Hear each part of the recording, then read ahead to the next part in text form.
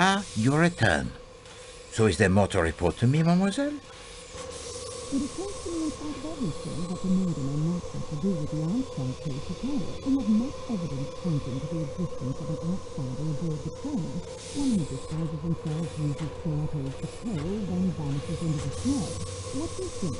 Or he could be out there in a frozen snowdrift or lying broken at the bottom of a rocky ravine. The body may never be found until the spring thaw.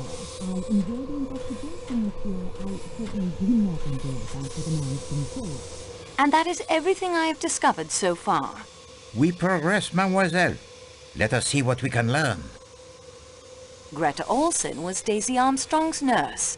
This may explain the zeal with which she cares for her young charges at her mission, and why she never had any children of her own. Mademoiselle Marceau, you will recall my observation to you of the many classes and nationalities one meets when traveling. Yes, of course. Try to imagine whether such an assembly would ever likely to be collected under any other conditions. In America? Oui, the great melting pan of America. Melting pot. This is the answer I made to myself as well. Only in America you might find a household composed of such varied nationalities. And what do we discover here? Such a household has recreated itself aboard this train. A household damaged almost beyond recovery 10 years ago by the man Ratchett. And so we near the end of at least one journey. Please to assemble our fellow passengers in the salon car. Oh, and please also to send for Michel and Dr. Constantine. I will need their assistance to convey me to the salon car. You will present your solution? I will offer 3 solutions. You, mademoiselle, will decide which of them will best serve justice.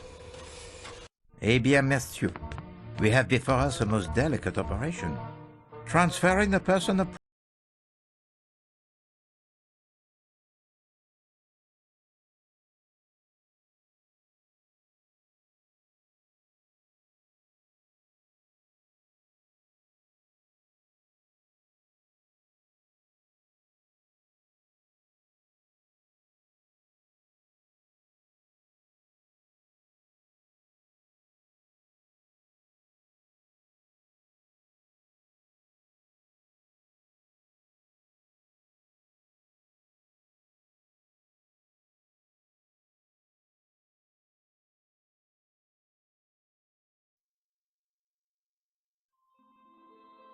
Mesdames et messieurs, there are 3 possible solutions of this case. There is the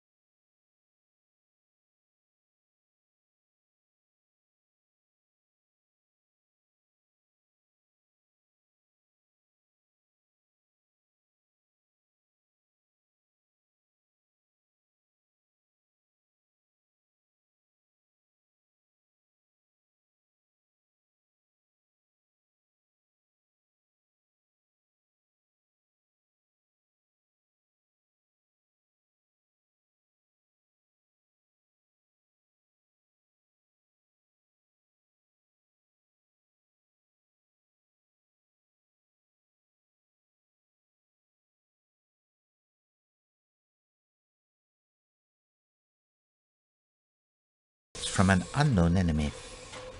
Mademoiselle Marceau?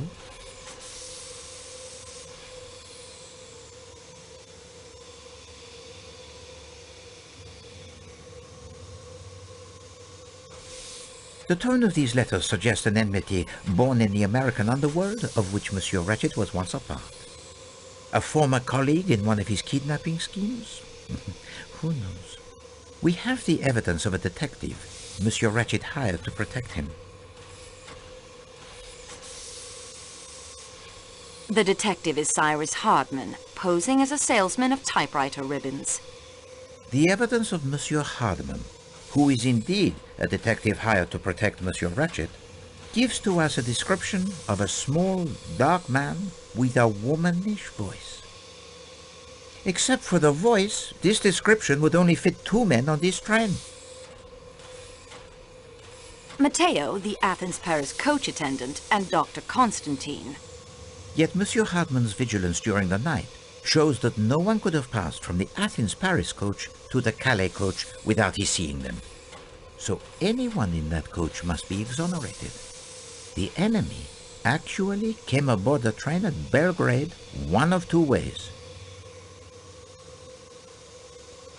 Through the door left unbolted by Monsieur McQueen.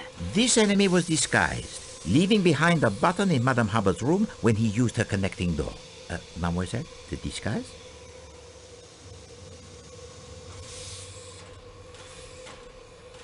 A passkey was found in the pocket of this uniform, giving the murderer access to Ratchett's room.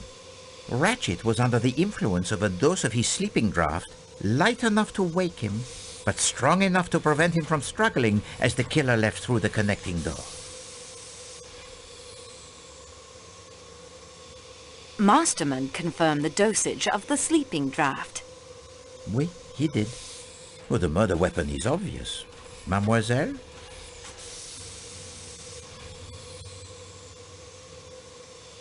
It is a stiletto, the type of knife carried by the criminal type in America called the mafiosi. The killer planned to leave the train at the next station after committing his crime. Show to them the evidence supporting this, mademoiselle. Exact.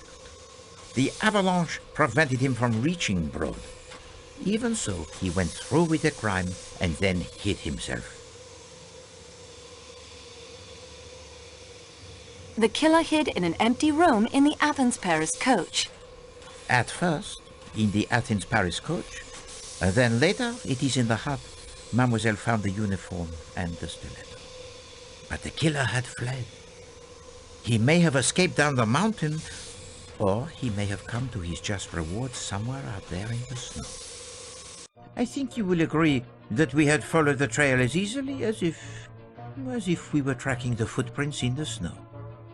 Well, it is plausible. It certainly fits the most obvious set of facts. I applaud the mastermind who hides behind such an innocent face. The second solution asked more of the little Gressels, not only of Poirot, but those of Mademoiselle Marceau and Dr. Constantine as well. It was hidden most carefully. The unlikely accident of a means of communicating with the outside world, a part filled most ably by my dear friend Barnaby, made the truth, or at least part of it, easier to uncover. But I flatter myself that enough clues were found right here on this train that such communications were almost always but collaborations of conclusions that I had already reached. So, mademoiselle, we will begin again. First, I will speak to you of time. When did Monsieur Ratchett meet his end? I suspect Mademoiselle Marceau has the theory. 1:15 a.m. The watch was broken during the attack, and Madame Hubbard heard the killer in her compartment only moments later. Let us examine each possibility in turn. 10:40 p.m. or earlier? No, I think not. Mademoiselle Olsen spoke to Ratchett from the doorway at 10:40 p.m., but she never went inside. It conjures the image most bizarre of her throwing a knife at him 12 times from the doorway. And how does she retrieve it? Is there string attached to the handle? No, that is a solution of a most lurid sort.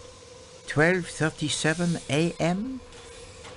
A more interesting possibility. Monsieur McQueen states that Ratchett spoke no languages other than English, and yet the voice answered Michel in French. Still, I think this was simply a performance for the benefit of Poirot. One of the little improvisations. I was meant to see through it and say, no. Monsieur Ratchett, he was already dead by 12:37. He could not have cried out. The broken watch said 1:15. Oui, it did. And it fits with the time of Madame Hubbard's visitor. Now I digress for the reminiscence. I observed to Mademoiselle Marceau that one meets many classes and nationalities when traveling aboard the Express. I asked her to imagine whether such an assembly would ever likely to be collected under any other conditions. And mademoiselle, what was your reply? In America. C'est ça. Only in America will you find a household composed of so many nationalities. Look about you. As our investigation progressed, it became clear that 9 passengers on this train are connected in some way to the Armstrong kidnapping. Who have we connected to that case, mademoiselle?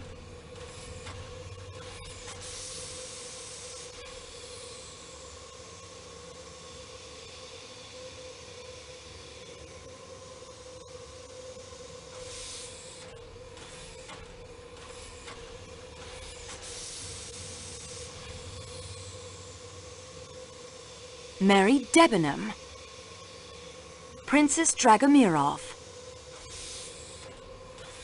Antonio Foscarelli,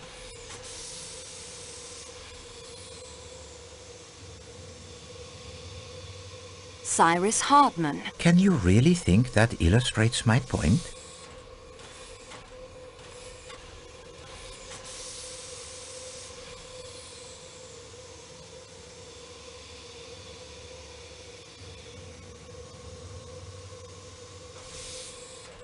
Countess Andrenyi, Colonel Arbuthnot,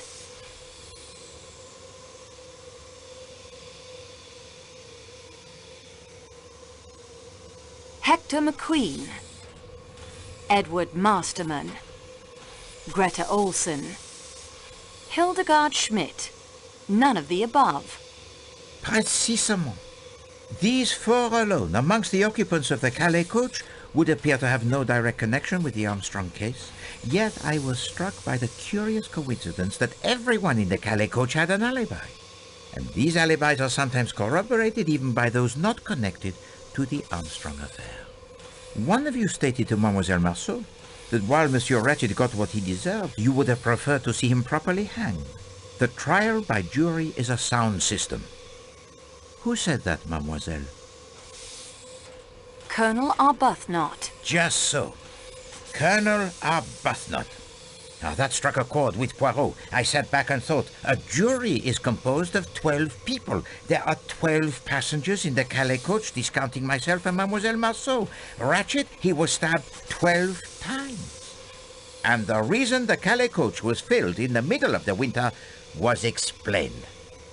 All, I repeat, all of the passengers were in on it. They had to be. No alibi could be left to the whim of a stranger. Did this solution explain everything? Let us see. What were the clues that pointed to the first solution, mademoiselle? All of these clues agree with the first solution. Wait, and now of course my attention focused on Monsieur Hardman, for he, the apparent outsider, had provided a key element in this artificial solution of an unknown enemy.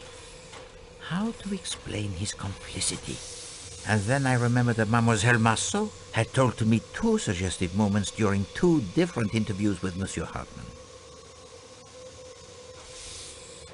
When he said the snow was bright. Mais oui, the snow has not been very bright today. The sky, it is overcast. And in his apology, he mentions his fondness for French girls. Countess Andrenyi told us that the nursemaid, she was French.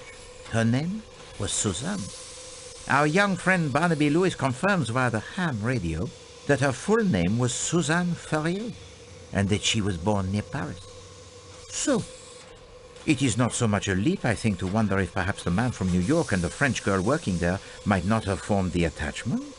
I've been a detective for almost 20 years, Monsieur Poirot, but I'm in admiration of you. Yeah, Suzanne and I were going to ask her uncle if we could get hitched. He was her guardian. And the kidnapping and everything. It was too much for her. Her uncle, monsieur? And his name? Oh, jeez, I can't say I remember. A detective for almost 20 years? And you never even knew the name of your fiancé's guardian? No, probably got it written down somewhere back in New York.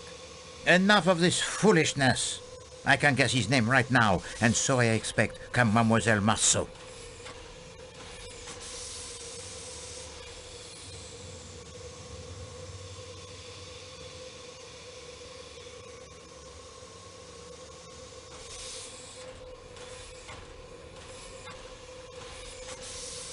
Pierre Michel. Please do not embarrass us both. Choose another.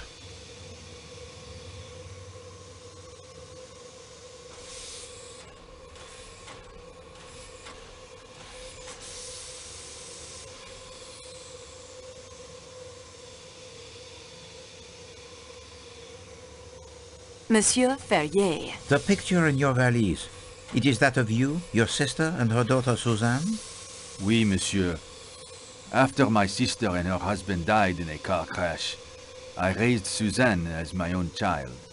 And so, that leaves only one. Me?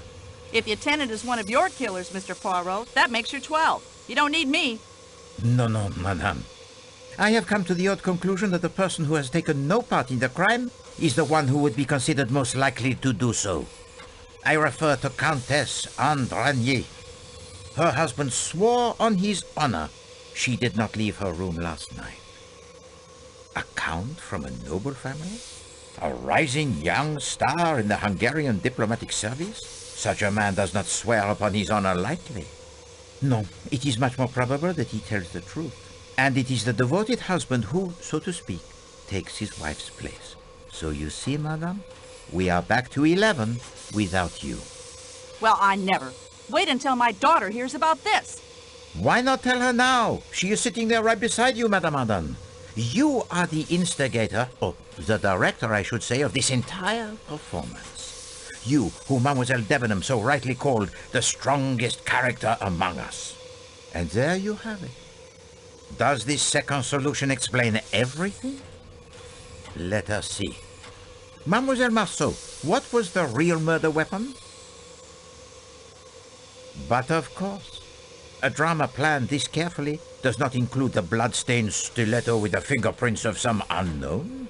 No, that is merely a prop, as were the 2 threatening letters.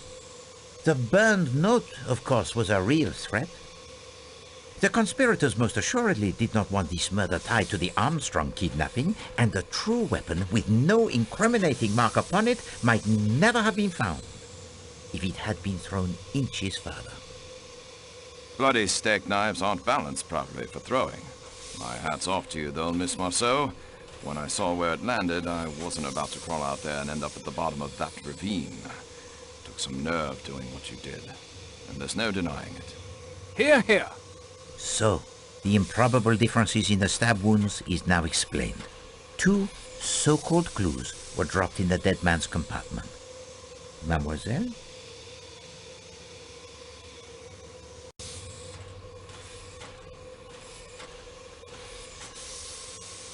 The pipe cleaner, incriminating Colonel Arbuthnot, who had one of the strongest alibis and whose connection to the Armstrong family was probably the hardest to prove. And the second clue found in the room, mademoiselle? The handkerchief, incriminating Princess Dragomirov, who by virtue of her frail physique and the alibi given by her maid and Michel was practically in an unassailable position. Then there was the clue found at the shepherd's hut with the incriminating fingerprints. Do you have it, mademoiselle? With Matteo's incriminating fingerprints on it. Not precisely cricket, you know, Tonio, to incriminate an innocent man. Cyrus could swear Matteo had not entered the Calais coach. Michel informed us the radio was in the baggage car, and I went to put it out of commission. I did not want to destroy the equipment. It must have taken him much saving to purchase. So I only smashed the telegraph key. Signorina, you are a miracle worker for sure. To get the radio working again. I know about these things. That was a stroke of a genius. Stick to the point, Monsieur Foscarelli. With great pleasure. The padlock was just hanging there. I found the snowshoes earlier, and then the shepherd's hut. I was supposed to find a good place for the uniform and the stiletto, and the hut was perfect. But I had to break the lock to enter. All I did was go and get the padlock on the radio crate. I didn't mean to point the finger at Matteo. The other red herring was not a herring at all, but it was certainly red. Mademoiselle? And then to put it in my valise was not a nice trick. The kimono is mine, monsieur. And mademoiselle, I had no intention of trying to incriminate you. I had to put it someplace, and I thought it would be amusing if you found it there. Oh, oui, you enjoy your little games, Countess. Mademoiselle Freebody, indeed. Well, Madame Arden? I always fancied myself in comedy parts. Bravo, Mr. Poirot. Well done. Applause from an actress of your stature is praise indeed, madame. We were all at the house, a house filled with almost unendurable pain and sadness. The Perkinson brothers were dead, but Cassetti had got clean away. We decided then and there that the sentence of death that Cassetti had escaped would be carried out. Little did we know how many years would pass, how many false leads Mr. Hardman would track down before Cassetti would be found. Whatever country my work took me to, no matter how tough the case, I always saved plenty of time to try and pick up the trail. But he kept on the move. Brazil, Mexico, most of Europe. Ratchett was only the last of a string of aliases. Then Mr. Michel wrote to me. It was he who, quite by accident, had recognized Cassetti traveling aboard the Istanbul to Calais train. When we learned the man, now calling himself Ratchett, frequently traveled to the Middle East aboard the train, we knew we could have some control of the scene of our planned execution. It took months, but in time Ratchett hired both Hector and Masterman. One of us would have been enough. 2 were better. Hector handled all of Ratchett's travel arrangements. With Michel's help, passage was booked on the same train he would be using to return from his latest excursion to the Orient. The rest you seem to know. Oui, madame. Indeed, the rest Poirot knows. But I don't understand. You've uncovered everything. We know we did it. How can there be another solution? Simplicity itself. There is among you one who is not who he pretends to be.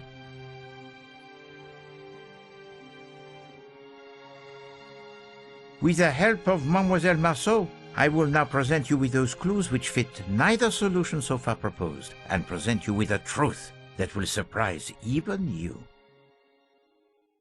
I know some of you suspected something was not quite right, but let us now look at the clues that fit neither solution so far. Madame Schmidt says she saw the phantom attendant, but we know now it was sheer invention. Yet we have the testimony of an independent witness who says he saw the non-existent small dark attendant actually getting on the train. Mademoiselle? The engineer. Oui, the engineer while the train was in the Belgrade station. And then there is the crate of Monsieur Ratchett and its unknown occupant. What clues associate themselves with that crate, mademoiselle? The pile of books. Oui, the uniform I think worn by the person the engineer saw. The pile of books mademoiselle believes were useful in the planning of the crime, yet no one has mentioned them. And the fact that the person with access to that key would be in the best position to tell us something of the occupant of that crate. And lastly, there is the little matter of the kidnapping of Mademoiselle Marceau.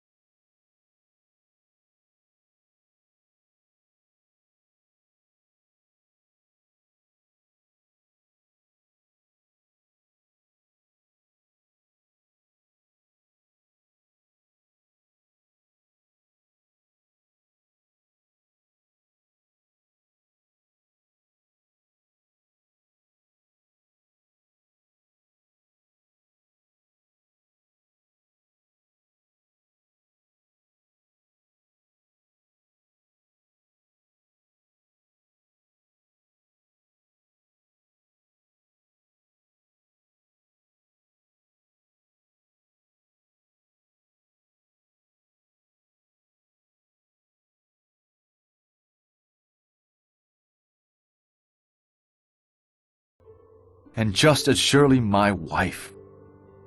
So here I am. But, my granddaughter? She has been staying with my wife's sister in Belgrade for the past few days. She came aboard the train there last night, dressed in an attendant's uniform. She changed into her regular clothes and has been camping out, as she calls it. The nuns at her school have kept up her studies, in English as well as French. She is a good student indeed to have brought all her school books with her on the campout. I told her to study. She has been staying in the baggage car in Ratchett's crate. Last night I took some food from Klaus's kitchen when he had gone off for a moment. And the statue worth $4,000? I dumped it on a trash heap near Sirkeki Station, I'm afraid. This cargo is far more precious. At last, the riddle it is solved, n'est-ce pas, mademoiselle? And with a most satisfactory solution.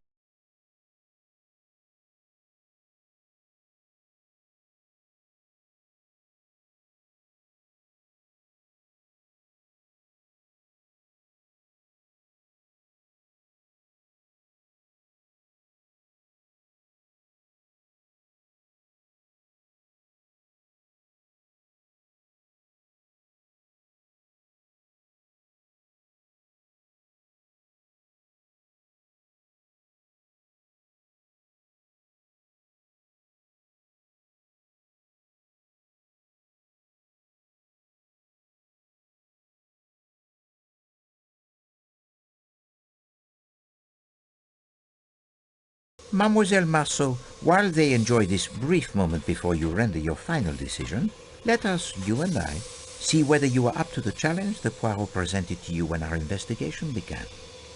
Let us check the progress report you have been keeping in your scrapbook. Mademoiselle Marceau, Poirot, he is impressed. You are courageous. You face the dangers without flinching. You solve almost every puzzle that confronts you, overcome almost every obstacle with enthusiasm and good humor. It has been my extreme pleasure to work with you and to match the wits with you. I am sure that with the knowledge you now have of my methods, you could do even better, should you ever find yourself faced with another mystery to solve.